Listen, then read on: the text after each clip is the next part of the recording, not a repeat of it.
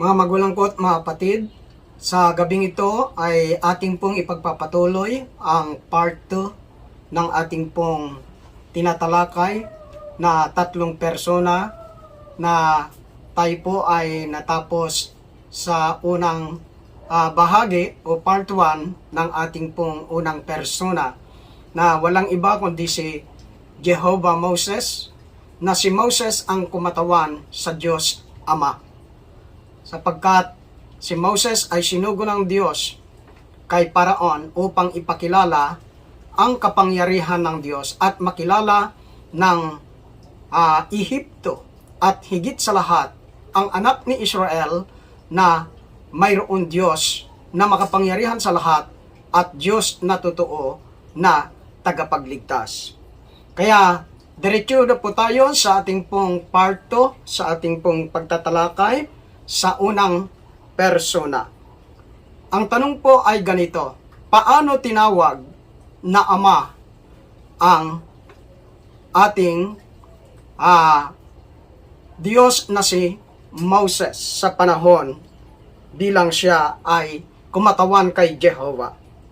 Sa aklat ng Exodus, Kapitulo 4, versikulo 22 ay ganito po ang nasusulat. And thou shalt say unto Pharaoh, Thus saith the Lord, Israel is my son, even my firstborn. Sa Tagalog, at inyong sabihin kay Paraon, ganito ang sabi ng Panginoon, ang Israel ay aking anak, aking panganay. Maliwanag sa talata na ang sinabi ng ating Diyos sa bayan ni Israel o sa anak ni Israel ay panganay niyang anak ang Israel, sapagkat sila po ang bayan na kumilala sa panahon na yaon. Ito lang ang bansa na siyang pinili ng Diyos, sapagkat ang bansang ito ang siyang nagbigay pugay at kumilala sa Diyos na makapangyarihan sa lahat, na lumikha ng langit at ng lupa. Kung ang Israel ay siyang panganay na anak, ano naman ang tugon po ng mga Israelita sa ating Diyos? Diyos na kataas-taasan.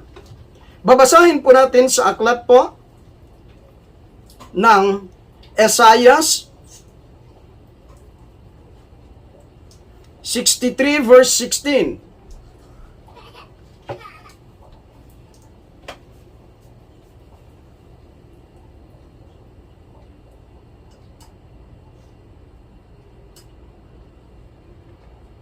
Ito rin po ang nasusulat sa kapitulo chapter 63 ng Isaiah verse 16. Sapagkat ikaw ay aming ama, bagamat hindi kami kinilala ni Abraham at hindi kami kinilala ng Israel.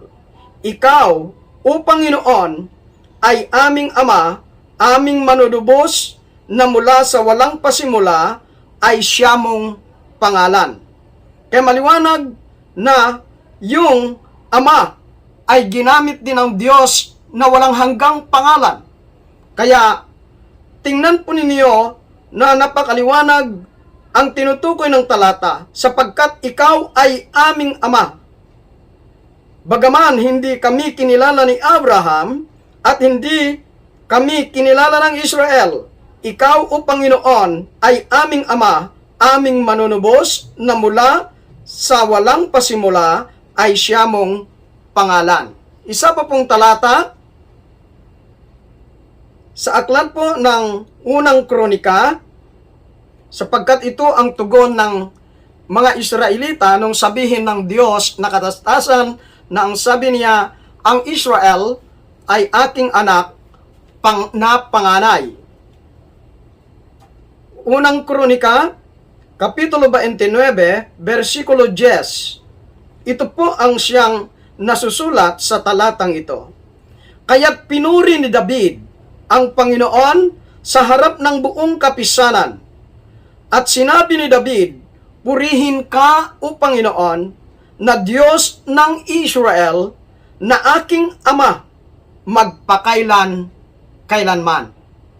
Kaya napakaliwanag po ang talata na pinuri po ni David sa buong kapisanan ng Israel. Ibig sabihin po, sa bayan ng Israel, mismo ang hari na si Haring David ay sinabi niya, "Purihin ka, O Panginoon na aking Ama, na siya mong iyong pangalan magpakailan-kailanman." Kaya ito po ang mga talatang nagpapatunay kung paano tinawag ang Diyos na Ama sa panahon ng kasaysayan ng Israel, na nung sabihin ng Diyos na makapangyarihan sa lahat na ang kanya pong bayang Israel ay tinawag niyang mga anak o panganay na anak. At ang tugon ng Israel ay napakaliwanag, "Ikaw ay aming Ama." At ibig sabihin, hindi lamang binanggit yun na siya ay ang aming Ama, kundi pinuri at sinamba ang ating Diyos na kataas-taasan. At ngayon po, pangalawang tanong, Diyos ba si Moses bilang siya'y si Jehovah Moses na kumatawan sa Diyos Ama? Ito po ang isang napakahalagang katanungan, sapagkat maraming naniniwala na hindi Diyos si Moses. Kaya ito po ang talata na nagpapatunay na Diyos po si Moses nung siya po ay isugo ng ating Diyos na mapangyarihan sa lahat. Ito po ang sinasabi niya sa aklat po ng Exodus, Kapitulo 7, versikulo 1. At ito po ang banggit ng talata. "At sinabi ng Panginoon kay Moses, tignan mo," sabi niya, "ginawa kitang Diyos kay Paraon, at si Aaron na iyong kapatid ay magiging iyong propeta." Kaya sa talata ay napakaliwanag na sinasabi ng Diyos o ang ating amang kataas-taasan o Panginoon na nagsugo kay Moses, na nang suguin niya ay napakilala na siya si ako nga o siya po si Jehovah, na alam natin sa unang talakay ay iisa po ito. At maliwanag po na sinabi ng Panginoon kay Moses, "Tignan mo, ginawa kitang Diyos kay Paraon, at si Aaron na iyong kapatid ay magiging iyong propeta." Ano po ang salitang ginamit dito upang mapatunayan na Diyos si Moses? Sinabi ng Diyos na kataas-taasan, "Tignan mo, ginawa kitang Diyos kay Paraan." Ibig sabihin po, talagang siya po ay Diyos. Kung ang Diyos ang siyang nagsalita, ang Diyos ay hindi mababali ang kanyang mga salita, sapagkat ang kanyang salita ay makapangyarihan at ang kanyang mga salita ay katotohanan at walang kasinungalingan. Hindi po pwedeng pasinungalingan ang sinabi ng Diyos. Hindi po pwede na hindi po maging totoo ang mga sinabi ng ating Diyos na makapangyarihan sa lahat. Tulad po sa sinabi niya po, sa panahon na si Hesus Kristo ay kanyang isinugo sa ibabaw ng lupa, ay ganito rin po ang sinasabi naman niya sa talata na halos parehas sa sinasabi niya kay Moses na ginawa kitang Panginoon kay Paraon o Diyos kay Paraon. Babasahin ko po ang talata sa aklat po ng mga gawa ng mga apostol.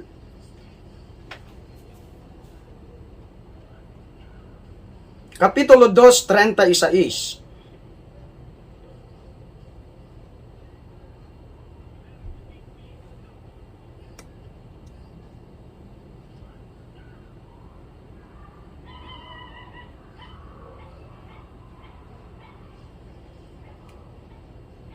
Ito po ang banggit ng talata sa Kapitulo 2 po ng Aklat ng Mga Gawa o Acts of the Apostle,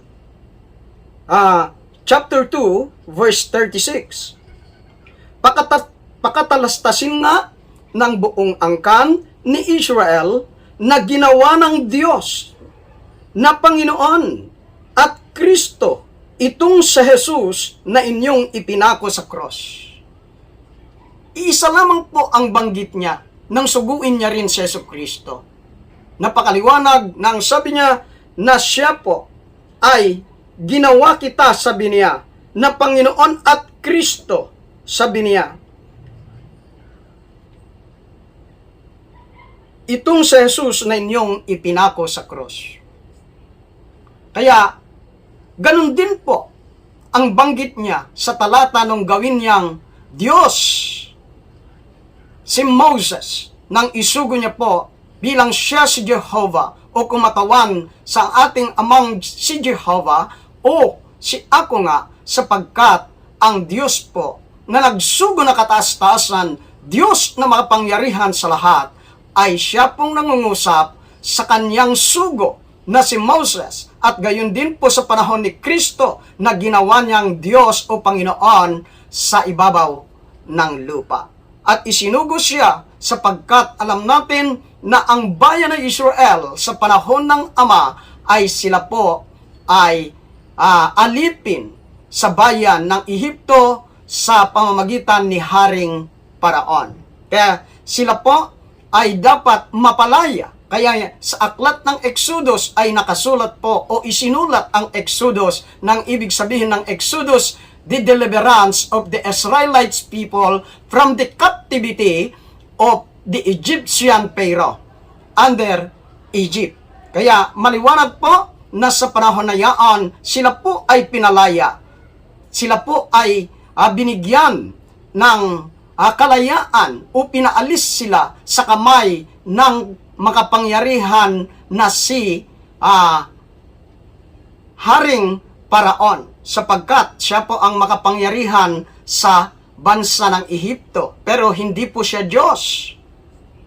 Yung kapangyarihan niya bilang hari ay hindi po siya Diyos. Ngunit si Moses ay talagang ginawa ng Diyos na makapangyarihan sa lahat upang ipakilala na mayroong Diyos sa sanglibutan. May Diyos po na gumawa ng langit at ng lupa, Diyos na nagbibigay ng kapayapaan, Diyos na makapagbibigay ng katugunan sa lahat ng kapagsubukan, at gayon din po sa panahon ng pangangailangan, at gayon din po sa pamamagitan ng anumang sirkumstansya sa buhay, ang Diyos po ay makapagbibigay solusyon sa lahat ng panahon, lalong-lalo na sa mga taong kumikilala sa kanyang kapangyarihan at pagkadiyos, lalong-lalo na po sa mga mananampalataya.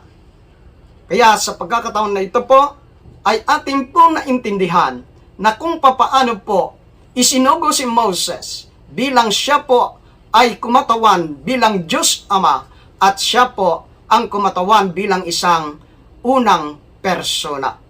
Kaya maraming salamat mga magulang ko at mga kapatid, at nawa ang mga aral na ito sa part 1 at saka dito sa part 2 ay naintindihan po natin na ang layunin ng Diyos sa panahon na yaon ay maipakilala na mayroon Diyos na gumawa ng langit at ng lupa, Diyos na makapangyarihan sa lahat.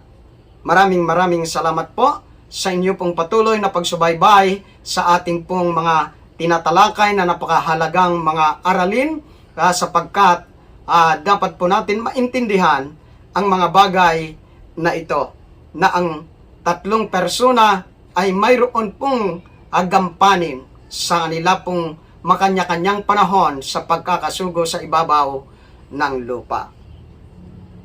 Maraming salamat sa gabing ito, at huwag niyong kalilimutan mga magulang ko at mga kapatid na mag-like, share at mag-subscribe.